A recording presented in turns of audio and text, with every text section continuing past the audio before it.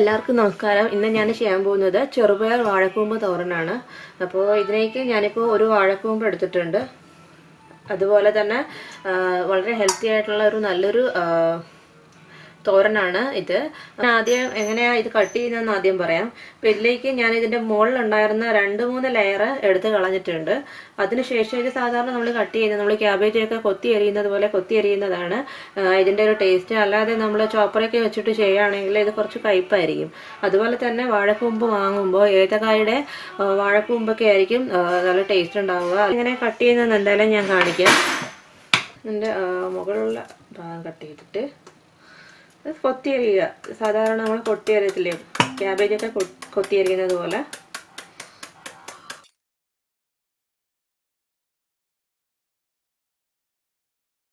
അടുക്കും ഒരു തണ്ടുണ്ടാവും, ആ തണ്ട് വിട്ട് കളഞ്ഞിട്ട് എടുത്തിട്ടുണ്ട്.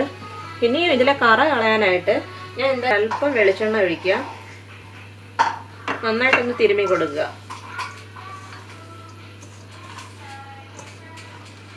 ആ ഒരു കറയുടെ ആ ഒരു ടേസ്റ്റൊക്കെ ഒന്ന് മാറി കിട്ടും. പിന്നെ ഇതിൽ ചെറുതായിട്ട് ഇങ്ങനെ നാരുണ്ട്. ഇപ്പം സാധാരണ ചിലർ നാര് കളയാനാണ് പതിവ്. ഞാനിതിലെ നാര് കളയാറില്ല. എങ്കിലും ഇതിലെ നാര് കളയാനായിട്ട് എന്താ ചെയ്യുന്നതെന്ന് വെച്ചാൽ നമ്മൾ ഒരു ഡയറക്ഷനിലോട്ട് ഒന്ന് ചുറ്റിച്ചു കൊടുക്കുമ്പോൾ നമുക്കിതിൻ്റെ നാര് കിട്ടും. നമുക്ക് എടുത്ത് കളയാവുന്നതേ ഉള്ളൂ. പക്ഷെ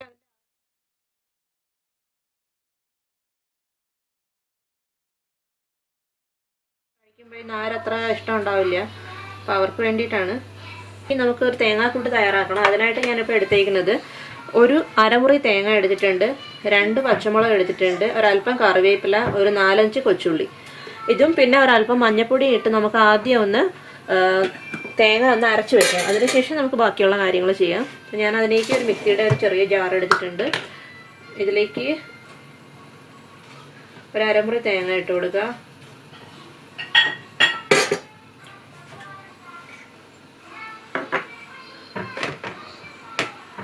ഒരു 4 കൊച്ചുള്ളി, കുറച്ച് കറിവേപ്പില,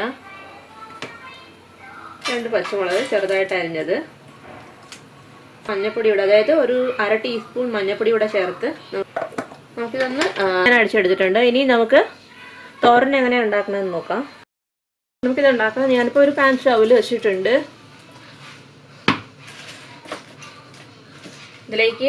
ഞാനിതിലേക്ക് ആവശ്യത്തിനുള്ള വെളിച്ചെണ്ണ ഒഴിക്കുകയാണ്. എണ്ണ ചൂടായിട്ട് വരുമ്പോഴേക്ക് ഞാനിതിലേക്ക് ഒരല്പം ഉഴുന്ന് പരിപ്പിട്ട് പൊട്ടിക്കുകയാണ്. ഉഴുന്ന് പരിപ്പിടുമ്പോൾ കുറച്ചുകൂടെ ഒരു മണമാണ്, അതാണ് ഞാൻ ഉഴുന്ന് പരിപ്പ് ചേർക്കുന്നത്. ഇതിലേക്ക് തന്നെ ഒരല്പം കടുക് കൂടെ ഇട്ട് കൊടുക്കുക.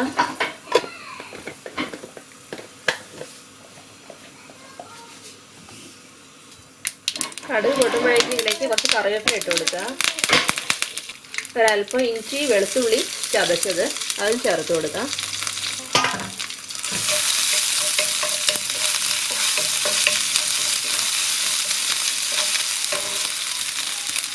ഇടയ്ക്ക് ഒരു 2 വറ്റൽമുളക് അതിട്ട് കൊടുക്കുക.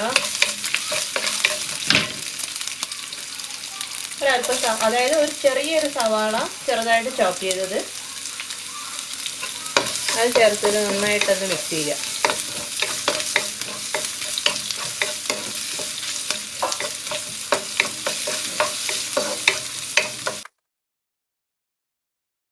ഉള്ളിയൊക്കെ ഒന്ന് ചെറുതായിട്ട് വഴറ്റിയെടുത്തതിന് ശേഷം നമ്മൾ നേരത്തെ കൊച്ചേക്കുന്ന വാഴക്കൂമ്പ് ഇതിലേക്ക് ചേർത്ത് കൊടുക്കാം.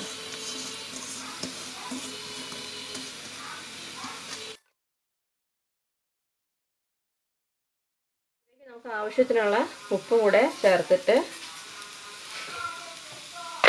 നന്നായിട്ടൊന്ന് ഇളക്കി കൊടുക്കാം.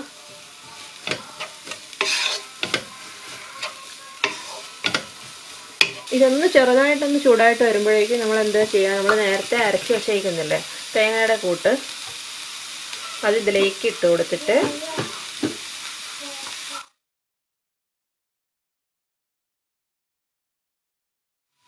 ഇത് ഇളക്കണ്ട. ഒരു 5 മിനിറ്റ് നമുക്കൊന്ന് അടച്ചു വെച്ചിട്ട് ചെറിയ തീയിൽ ഒന്ന് വേവിച്ചെടുക്കുക. 5 മിനിറ്റ് അടച്ചു വെച്ചിട്ടൊന്ന് വേവിക്കുക. 5 മിനിറ്റ് കഴിഞ്ഞിട്ട് നമുക്കതൊന്ന് ഇളക്കിയെടുക്കാം. ചെറിയ തീയിൽ തന്നെ വേവിക്കാൻ ശ്രദ്ധിക്കുക കേട്ടോ, അല്ലെങ്കിൽ അടിക്ക് കരിയും. ഇത് 2 മിനിറ്റ് കഴിഞ്ഞിട്ട് ഒന്ന് തുറന്ന് നന്നായിട്ടൊന്ന് മിക്സ് ചെയ്തെടുക്കാം.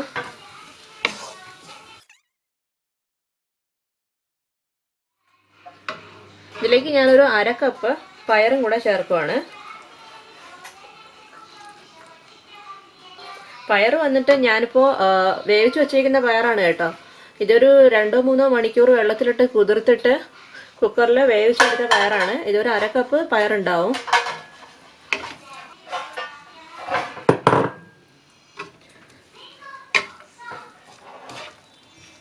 പയറും കൂടെ ചേർത്ത് ഒന്ന് നന്നായിട്ട് മിക്സ് ചെയ്തിട്ട് വീണ്ടും ഒരു 5 മിനിറ്റ് കൂടെ അടച്ചു വെച്ച് നമുക്ക് വേവിക്കാം.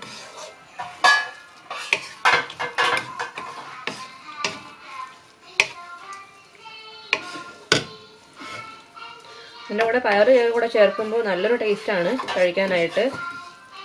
അങ്ങനെ ചെറുപയർ വാഴക്കൂമ്പ് തോരൻ തയ്യാറായിട്ടുണ്ട്. വളരെ ഹെൽത്തി ആയിട്ടുള്ള നല്ലൊരു അടിപൊളി തോരൻ. എല്ലാവരും ട്രൈ ചെയ്ത് നോക്കുക. ഇഷ്ടമായെങ്കിൽ ചാനൽ സബ്സ്ക്രൈബ് ചെയ്യാനും മറക്കരുത് കേട്ടോ. Thank you.